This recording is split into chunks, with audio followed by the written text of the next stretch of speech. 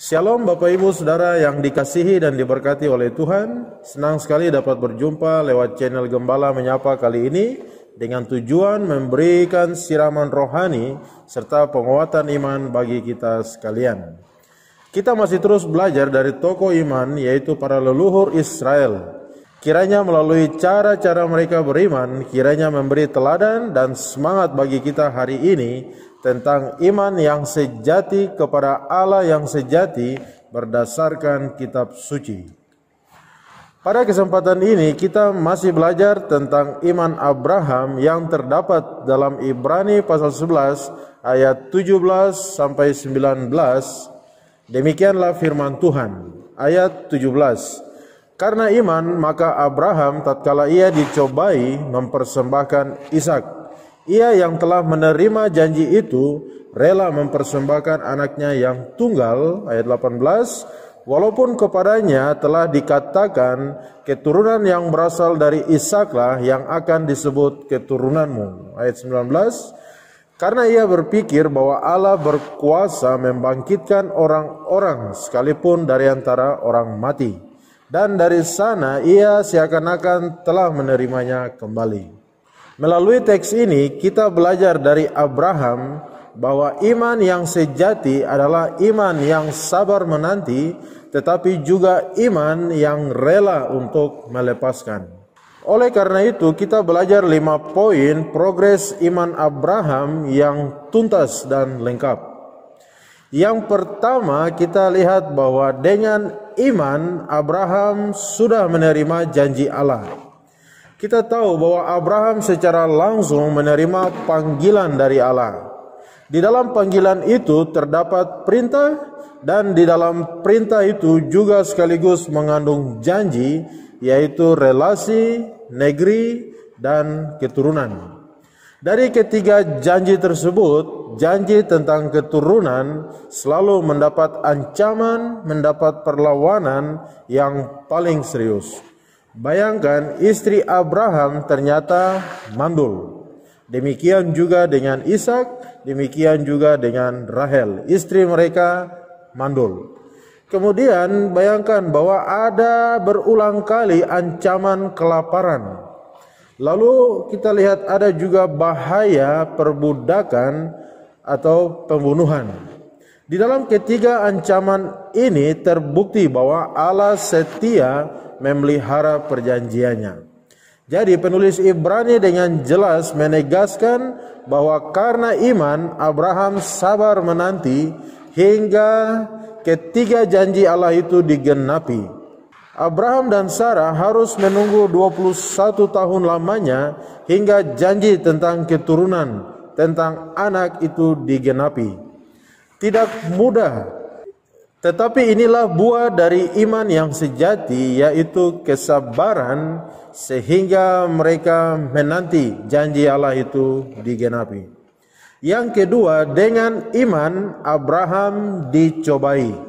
Mau tidak mau, suka ataupun tidak, iman, pengharapan dan kasih Abraham kepada Tuhan harus diuji oleh Tuhan. Ironisnya, sarana atau alat uji yang Tuhan pakai adalah anak perjanjian yang telah dinantikan sekian lama dan telah diterima oleh Abraham. Ujian Tuhan ini sebenarnya tidaklah sukar jikalau memang Abraham mempunyai beberapa anak pada waktu itu.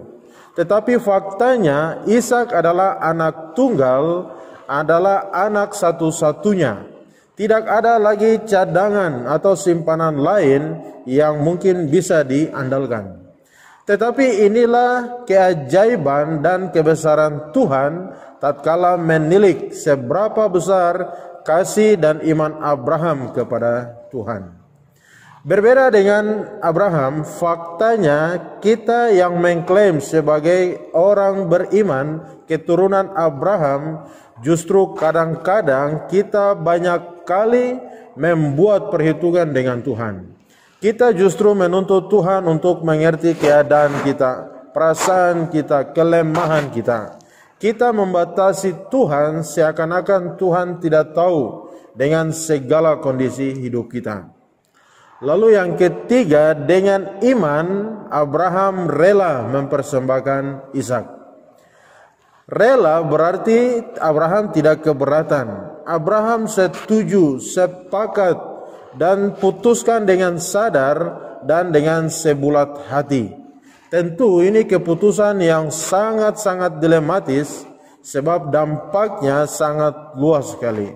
Abraham tentu akan mengalami kerugian, mengalami kehilangan, kesedihan, bahkan mungkin keserba-salahan dan lain sebagainya. Tetapi relanya Abraham mempersembahkan Ishak itu selaras dengan apa yang menjadi perintah Tuhan kepadanya. Abraham rela karena memang hatinya sudah diserahkan seutuhnya kepada Tuhan. Ada sebuah lagu, bagi Yesus ku serahkan hidupku seluruhnya, hati dan perbuatanku, dan seterusnya. Kita menyerahkan hidup kita, bahkan hati kita, perbuatan kita kepada Tuhan. Itulah yang dilakukan oleh Abraham. Lalu ada juga lagu yang ku berikan hatiku dan jiwaku. Lagu itu mengajarkan bahwa hati kita ketika sudah diserahkan kepada Tuhan, maka tidak kesulitan apa-apa untuk kita melakukan yang terbaik untuk Tuhan. Lalu ingat hukum agung di dalam perjanjian baru. Yesus berkata, kasihilah Tuhan Allahmu dengan segenap hatimu. Banyak orang kesulitan dalam hal menjalankan perintah Tuhan karena memang hati mereka tidak diserahkan sepenuhnya kepada Tuhan. Itu sebabnya hukum pertama di dalam Taurat berkata, jangan ada Allah lain, jangan bercabang hati, jangan mendua hati. Itu sebabnya Yesus juga berkata, tidak mungkin seorang itu mengabdi kepada dua tuan. Kemudian yang keempat, dengan iman Abraham percaya pada janji Allah. Perlu kita garis bawahi bahwa perintah dan janji Allah itu merupakan dua hal yang tidak dapat dipisahkan. Artinya, tatkala Allah memberikan sebuah perintah, biasanya ada janji yang mengikutinya. Berarti perintah adalah sebuah kewajiban dan janji itu otomatis. Tidak perlu kita menuntut karena itu otomatis. Maka dalam poin ini, tatkala Abraham rela mempersembahkan Ishak, Abraham percaya pada janji Allah. Janji yang mana? Janji dari Allah sendiri bahwa keturunan dari Ishaklah yang akan disebut keturunan Abraham. Berarti tatkala Allah meminta Ishak, Abraham percaya bahwa Allah tidak mungkin berdusta. Abraham percaya bahwa Allah tidak mungkin mengingkari janjinya. Setelah sekian lama Abraham berjalan bersama dengan Allah, Abraham sudah kenal Allah yang setia, Allah yang baik, Allah yang penuh dengan kuasa itu.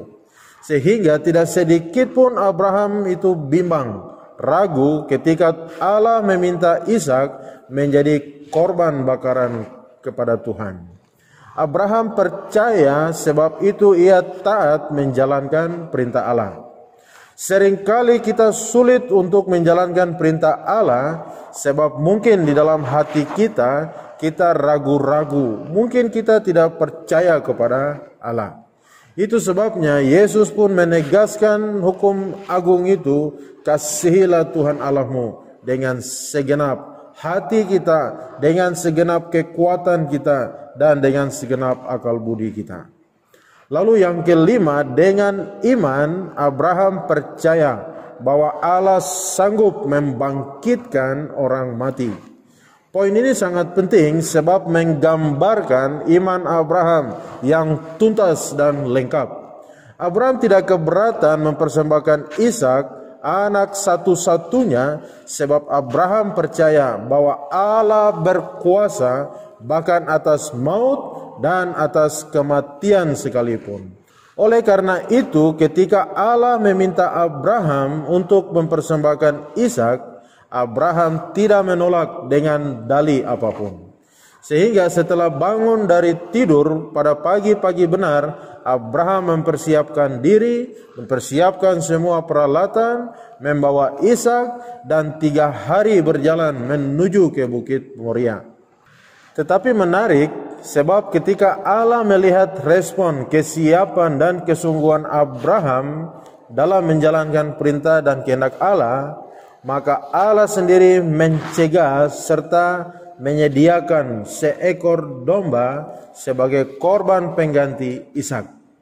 Bapak Ibu Saudara, mengapa Allah tega menguji iman Abraham sedemikian rupa? Apakah Allah tidak tahu kedalaman hati dan iman Abraham? Tentu Allah tahu.